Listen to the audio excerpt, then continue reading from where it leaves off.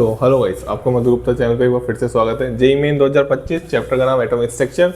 Question बहुत प्यारा सा है, इसका कॉन्सेप्ट मैं एक क्वेश्चन में समझा चुका हूँ, ठीक है। और मैं आपको एक चीज़ और बता देता हूँ, जिस क्वेश्चन का मैं कॉन्सेप्ट समझा चुका हूँ ना, उसको मैं बहुत कम टाइम में सोल्व करने वाला हूँ, ठीक है।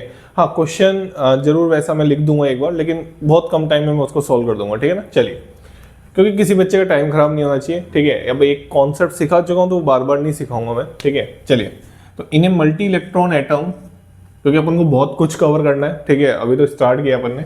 इन a multi electron atom which of the following orbital described by the 3 quantum numbers will have the same energy, ठीक है ना, in absence of electric and magnetic field.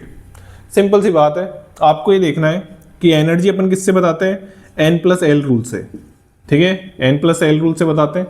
तो अपन ये देखते हैं कि भैया n+l अगर सेम है, n+l अगर सेम है, क्या बोला मैंने, n+l अगर सेम है तो अपन बोल देते हैं भैया एनर्जी सेम है। अब फिर n+l से अगर अपन देखें, तो अगर मान लो, ध्यान से सुन रहे हो मेरी बात तो आपको समझ में आएगी, नहीं तो बहुत दिक्कत आने वाली है, बहुत ज्यादा दिक्कत आने वाली है। अगर n+l से अपन बात करते हैं, फिर n+l अगर सेम आ जाता है तो फिर अपन किससे देखते हैं, n से, कि भैया n हायर हो गया तो एनर्जी लोअर हो जाएगी, वो सॉरी एनर्जी हायर हो जाएगी, और n लोअर हो गया तो एनर्जी क्या हो जाएगी, लोअर हो जाएगी। n+l हायर हो गया तो एनर्जी हायर हो जाएगी, n+l लोअर हो गया तो एनर्जी लोअर हो जाएगी। लेकिन अगर n+l सेम हो गया और n भी सेम हो गया तो फिर तो भैया एनर्जी क्या रहेगी, उसकी सेम रहेगी। ध्यान से सुन लेना, उसने क्या बोला है, मल्टी इलेक्ट्रॉन एटम बोला है। इस ऐसे क्वेश्चनों को चेक करते टाइम ये जरूर ध्यान रखें कि क्या क्वेश्चन है हाइड्रोजन एटम तो नहीं बोला, इसका ध्यान रखना, बात समझ में अच्छे से सुन लेना, उसने हाइड्रोजन एटम तो नहीं बोला। तो अब मेरे को लगता है कि कुछ बताने की आपको खास जरूरत है नहीं। देखो n+l इसका देखोगे 1 आ रहा है, इसका n+l देखोगे 2 आ रहा है, कोई सेम कोई हो ही नहीं सकता।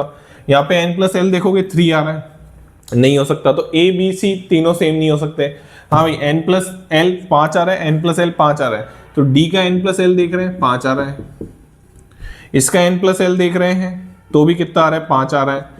दोनों की n की वैल्यू भी क्या है, सेम है, दोनों की n की वैल्यू भी क्या है, सेम है। आराम से देखो, ये भी 3D ऑर्बिटल है, ये भी 3D ऑर्बिटल है, अबे ये भी 3D ऑर्बिटल है, ये भी 3D ऑर्बिटल है। और इन्होंने खुद ने बोला है कि absence of electronic and magnetic field, मतलब जो 3D ऑर्बिटल है अपना, इसमें से कोई सा भी हो सकता है, इसमें से कोई सा भी हो सकता है, कोई टेंशन वाली बात नहीं है। तो ये जो 3D ऑर्बिटल है और ये जो 3D ऑर्बिटल है वो कैसे होंगे, डीजेनरेट होंगे in the absence of electronic and magnetic field. तो अगर डीजेनरेट का मतलब क्या होता है, उनकी एनर्जी सेम, बताया तो था, बता तो रहा हूं, n+l सेम होता है, n भी देखो दोनों का क्या है, सेम है, 3D तो दोनों की एनर्जी भी क्या होगी, सेम होगी। तो आंसर क्या आ गया हमारा, D एंड E। बात समझ में आ गई। हाँ, n+l भी सेम होना चाहिए, बिल्कुल सेम ही होना चाहिए, 3D होना चाहिए, n+l भी सेम होना चाहिए, n भी सेम होना चाहिए, जब जाके तो एनर्जी सेम बोलोगे यार, नहीं तो एनर्जी सेम कैसे बोलोगे फिर। बात समझ में आ गई। चलिए, उसी प्रिंसिपल क्वांटम नंबर का होना चाहिए, ये ध्यान रखिए, ठीक है ना। चलिए, ये क्वेश्चन था, ठीक है। Thank you so much. Channel को लाइक करें, शेयर करें और सब्सक्राइब करें।